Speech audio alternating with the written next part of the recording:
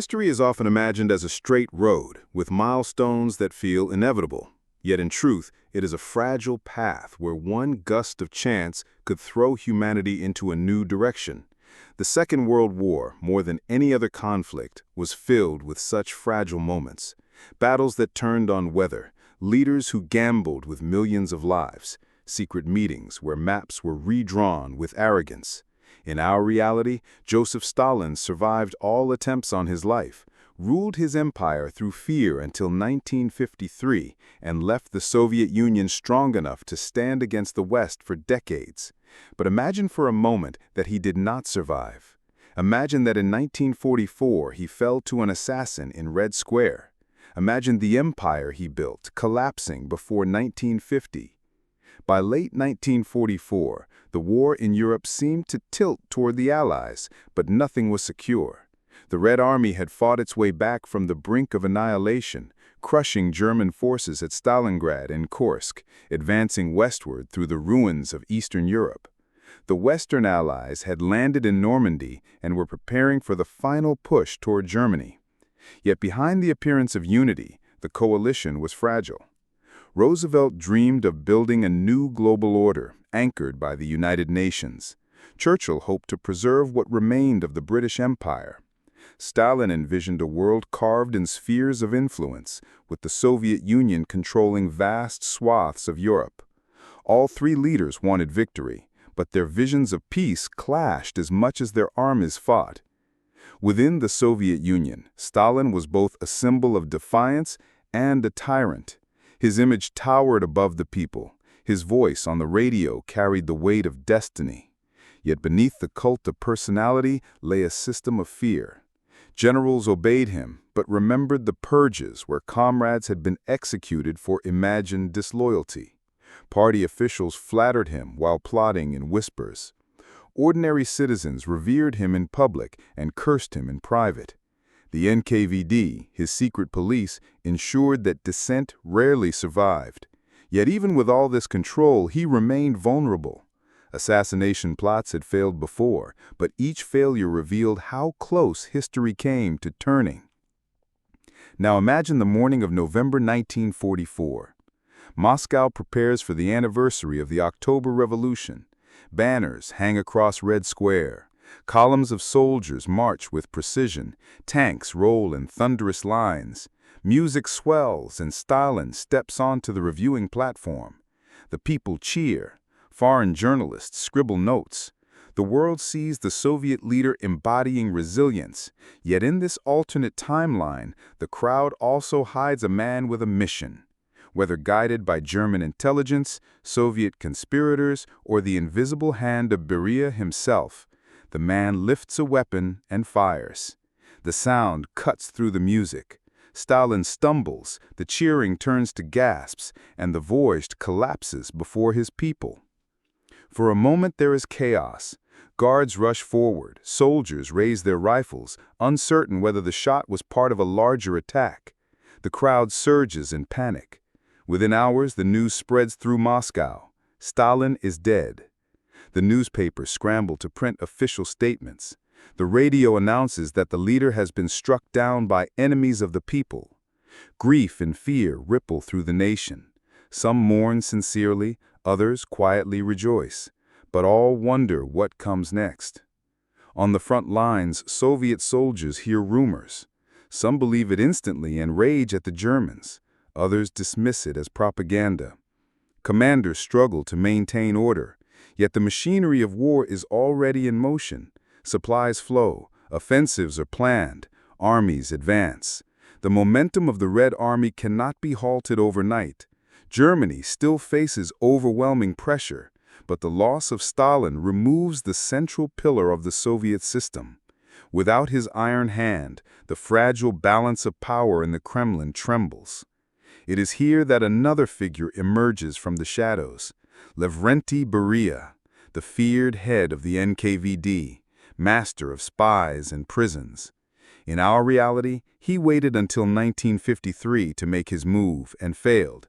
But in this alternate world, he seizes the moment immediately. He had known of the assassin, perhaps even guided him, and now he positions himself not as a traitor, but as a savior. Within hours, he orders the arrest of suspected conspirators, presents himself to the party as the only man capable of restoring order, and begins shaping the narrative that Stalin died as a martyr against fascist agents. The Soviet Union is not yet collapsing. Its armies still march, its factories still produce weapons, but the keystone has been removed from the arch. Beria lacks Stalin's aura. He inspires fear, but not loyalty. He controls the NKVD, but not the hearts of the generals or the people.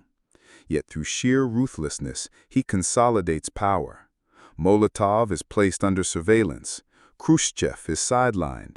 Rivals vanish into prisons, and Beria stands before the world declaring that he will carry Stalin's legacy to final victory.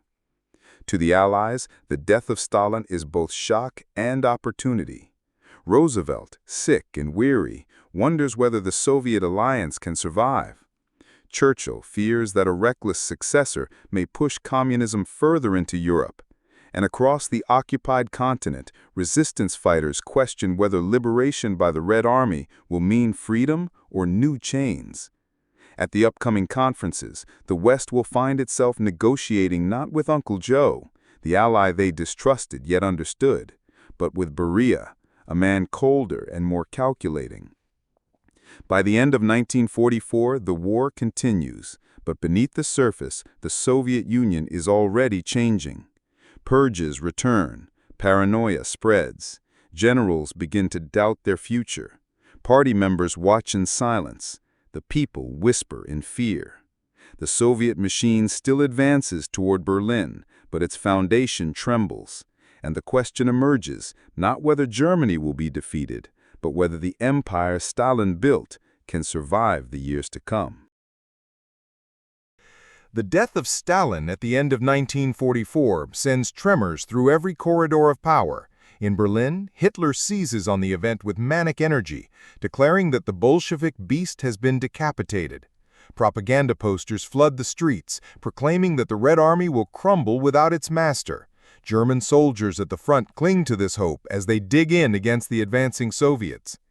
Yet on the battlefield, reality is less kind. The Red Army already has momentum. Offensives are underway, factories are supplying weapons, and millions of Soviet soldiers fight with the determination born from years of bloodshed. The death of one man, even the man at the top, cannot instantly halt the tide. But inside the Soviet state, the loss is devastating. Stalin had ruled not only through structures of power, but through personal dominance. He alone balanced rivals. He alone decided who lived and who vanished. Without him, the Kremlin becomes a nest of vipers. The Politburo is paralyzed. Molotov argues for continuity. Malenkov seeks compromise. Khrushchev hesitates. None have the authority to impose their will. Into this void steps Lavrenti Beria. His grip on the NKVD gives him the tools to act decisively while others debate. His agents control the prisons, the communications, even the guards outside the Kremlin walls. Beria wastes no time. Within days, prominent rivals are arrested under charges of conspiracy, their families threatened, their supporters silenced. Newspapers publish stories framing him as the vigilant protector who foiled a wider plot.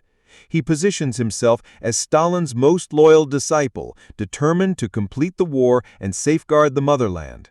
Yet those who know him see the truth. His loyalty was only to power. He now shapes the Soviet Union into his own dark image. For the people, the shock is immense. Propaganda portrays Stalin as a martyr killed by fascist agents. Portraits of him draped in black banners hang in cities. Citizens gather for orchestrated mourning, but behind closed doors, the emotions are mixed. Some weep sincerely. Others feel a flicker of hope that change might come. Others sink deeper into despair, believing that the future is even darker. In villages and factories, the whispered question spreads: who will rule us now? On the front lines, Soviet soldiers are told their leader died a hero. Some fight with renewed fury, determined to avenge him. Others feel only confusion. Yet the war goes on. The Red Army pushes through Poland, the Balkans fall one by one, and Germany's defenses buckle. Beria benefits from this momentum. He can claim victories as his own, presenting himself as the guardian of Stalin's legacy, while in truth he cares little for ideology and much for consolidating his throne. The Allies watch carefully. Roosevelt, in declining health, wonders if he can trust this new figure. At the upcoming Yalta conference, he prepares to face a man whose name means little to Americans, but whose power now stretches across half of Europe. Churchill, more skeptical than ever, warns his advisors that Beria is unpredictable. If Stalin was difficult to bargain with, Beria may be impossible. Both leaders understand that the post-war order will be decided not just on battlefields, but at the negotiation table, and they dread the presence of this ruthless new player. February 1945 arrives, and the Yalta Conference becomes the first stage where Beria reveals himself to the world. He does not carry Stalin's aura of cautious calculation. Instead, he radiates menace. He demands full control of Poland, refuses to discuss free elections in Eastern Europe, scoffs at the idea of France holding an occupation zone. His tone unsettles even seasoned diplomats. Roosevelt, exhausted from illness, is unable to mount strong resistance. Churchill fumes but lacks leverage. Beria leaves the conference with vague promises he never intends to honor. The seeds of a more dangerous Cold War are sown in that room. Meanwhile, back in the Soviet Union, Beria strengthens his grip. Purge is spread through the military. Generals suspected of independent thought are dismissed or arrested. Zhukov, the great hero of Stalingrad, is humiliated and sent into obscurity. Other officers vanish. Beria does not trust men who command armies. He relies instead on the NKVD and secret loyalists. But in weakening the military elite, he weakens the very institution that secured Soviet survival. Paranoia consumes him, and the state begins to choke on fear. Germany finally collapses in May 1945. Soviet soldiers raise the red banner over Berlin. The world cheers the end of the war in Europe. Beria stands before cameras proclaiming that the blood of Soviet citizens and the genius of their leadership brought victory. But even in triumph, cracks show. Soviet occupation of Eastern Europe is harsher than in our history. Deportations and executions multiply. Resentment grows among Poles, Hungarians, Romanians, and Czechs. The Red Army, exhausted from years of battle, is tasked not only with rebuilding, but with suppressing revolts. In the Pacific, the war still rages, and here Beria makes his first major miscalculation. Stalin had promised the Allies that the Soviet Union would enter the war against Japan after Germany's defeat. But Beria hesitates. He seeks to extract greater concessions before committing. Roosevelt, now dead and replaced by Truman, loses patience. The United States drops atomic bombs on Hiroshima and Nagasaki. Japan surrenders before Soviet intervention. Beria is furious. He has lost his chance to claim territory and prestige in Asia. The world sees that the Americans possess a weapon of unimaginable power, while the Soviet Union does not. This moment shifts the balance irreversibly. In our history, Stalin immediately prioritized the nuclear project, placing Beria in charge. But in this timeline, Beria already carries the burden of absolute rule, paranoia, and purges. He cannot focus. The spy networks still exist, but coordination falters. Scientists are executed for imagined disloyalty. Projects stall. The Soviet bomb is delayed. Years pass while the Americans expand their arsenal. The balance of fear that defined the Cold War never forms. Instead, one side towers over the other. By 1946, the Soviet Union, though victorious, is unstable. Cities remain in ruins. The economy stagnates. People whisper that the sacrifices of war brought them no peace, only deeper misery. Beria responds, as he always does, with terror. Show trials fill newspapers, prisons overflow, and yet resistance grows stronger. In Poland, underground fighters clash with NKVD patrols. In Hungary, students spread pamphlets calling for freedom. In Czechoslovakia, strikes paralyze factories. Eastern Europe becomes a simmering cauldron, barely contained by Soviet tanks. For the West, this weakness is opportunity. The Marshall Plan rebuilds Western Europe. Prosperity contrasts sharply with poverty in the East. American planes patrol freely, knowing no Soviet missile can touch them. NATO discussions begin earlier. Containment becomes not a strategy of patience, but a pressure. Leaders in Washington whisper that perhaps the Soviet Union can be broken within a decade. Perhaps the collapse that seemed unthinkable is already underway. And so, as the war fades into memory and the New World emerges, the Soviet Union under Beria stands as a giant with feet of clay. Vast armies, but no trust. Vast lands, but no unity. Fear instead of loyalty. Victory in name, but decay in substance. The stage is set for the next act, where terror collides with resistance and the empire begins to unravel from within. By 1949, the empire is a shadow of victory. Parades continue in Red Square, but the machinery is rusting inside. Beria tightens his grip with purges, yet each purge drains competence, ministries frozen by fear, decisions delayed. The state suffocates under his paranoia. In the countryside, famine spreads again. Peasants stripped of grain. Cities rationed. In markets, people mutter curses. Across the border, radios speak of abundance in the West. The contrast grows unbearable. Eastern Europe burns brighter. Poland's underground fighters derail trains. Hungarian students march. Romanian peasants seize fields. Soviet tanks drown them in blood. Yet far from breaking resistance, the massacres strengthen it. Entire regiments tied down to occupation duties.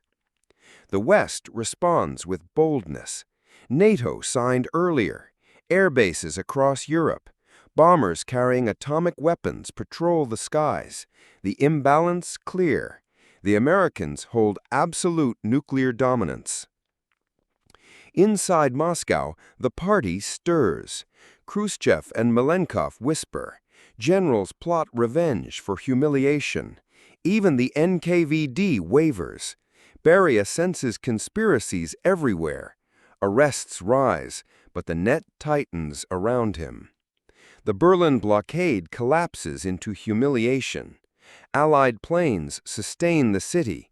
Soviet soldiers stand helpless as children wave at American pilots. Beria's image as strongman crumbles. By 1950, resistance erupts across Eastern Europe. Uprisings flare in Hungary and Poland. Strikes paralyze East Germany. Soviet soldiers hesitate to fire. Some defect, others desert. Beria orders executions, but terror no longer binds the army. In Moscow, conspirators gather courage. Partymen and generals unite. They know Beria's fear is destroying the Union. The storm is ready. The Soviet Empire trembles at its foundations, waiting for the final blow. 1950 arrives, and the crisis cannot be contained. Revolts spread through Warsaw, Budapest, Leipzig, and Bucharest. Barricades rise. Soviet tanks attempt to crush them, but soldiers hesitate. Loyalty fractured. Desertions increase. The once mighty Red Army dissolves into confusion. Inside the Soviet Union, unrest grows. Ukraine resists requisitions. The Baltic partisans fight openly. In Moscow, riots erupt over bread and power shortages. NKVD bullets kill dozens, but crowds return. In Leningrad, strikes shut factories. The state bleeds from every direction. Beria hides behind Kremlin walls. Every report fuels paranoia. Every silence feels like betrayal. Even the NKVD splinters, some officers plotting his removal. Generals in exile join with party rivals. The conspiracy spreads until action becomes inevitable. The West holds back but prepares. NATO confident the empire is crumbling without intervention. Propaganda broadcasts fuel courage in the East. America enjoys unmatched nuclear superiority. The Soviet threat no longer inspires fear but pity. The coup comes in summer 1950. Tanks surround the Kremlin, NKVD headquarters stormed, Beria captured by his own guards, his execution swift, his body hidden, his name cursed. Yet his fall does not heal the state. Instead, it shatters it. Republics declare independence. Ukraine and the Baltic states move first, others follow. Eastern Europe breaks free. The Red Army collapses. Commanders pledge to local governments. The Union dissolves into fragments. For the West, this is triumph mixed with danger. Truman celebrates victory, yet fears chaos. Borders redrawn overnight. Refugees flood Europe. Nuclear facilities abandoned. The world enters a new, unstable era. For Russians, the collapse brings hunger and freedom at once. Factories silent, famine spreading. But censorship fades. Churches reopen. Farmers speak without fear. Fragile but real liberty emerges from the wreckage. By the end of 1950, the Soviet Union is gone. Its collapse sudden and violent. The Cold War never born. America stands unchallenged. Europe reshaped not by decades of division, but by the swift death of an empire built on fear. History reminds us that it could have been so. A single bullet in 1944, turning the century upon a different path. Fragile, uncertain, yet real, the thin line between our world and another. The years after the war reveal the cracks in Beria's empire. The Soviet Union appears strong, with armies stationed across Eastern Europe, yet one side, it trembles. Beria rules not through vision, but through terror, and terror without loyalty begins to decay. In the Kremlin, paranoia consumes him. Ministers and generals vanish into prisons. The NKVD controls every corridor. Yet unlike Stalin, who cloaked fear with ideology, Beria inspires only hatred. He is seen not as protector, but as a vulture. The Red Army, which carried banners to Berlin, returns not to honor, but suspicion. Zhukov, the great hero, is humiliated and exiled. Officers whisper in silence that they fought for Russia, not Beria. Morale withers. The army remains large, yet hollow. Meanwhile, the economy lies in ruin. Factories stalled, farms barren, transport networks broken. Western Europe rebuilds with American aid. Cities glow, shops fill, while in the East, breadlines stretch out and whispers of famine return. Resentment grows like cracks under ice. The nuclear race becomes decisive. Stalin once prioritized the atomic bomb, but Beria's paranoia poisons the project. Scientists purged, laboratories starved of resources, spies mishandle information. America pulls far ahead. By 1947, the Soviets still lack the bomb. The imbalance is absolute. In Poland, Hungary, Romania, and Czechoslovakia, uprisings flare. Soviet tanks crush them, but martyrs are created. The empire holds only through constant bloodshed. Resistance grows with each massacre. The West sees weakness and opportunity.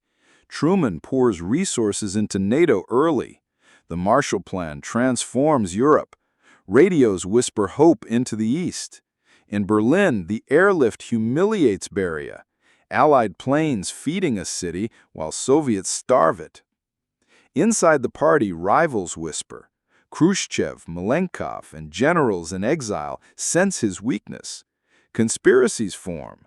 Beria cracks down harder. Yet the cycle breeds only more disloyalty. By the end of the 1940s, the Soviet Union is a paradox. Massive armies, but no trust. Vast lands, but no unity. Terror at the center, yet no vision to hold it together. The giant begins to tremble, and the world waits to see if it will fall.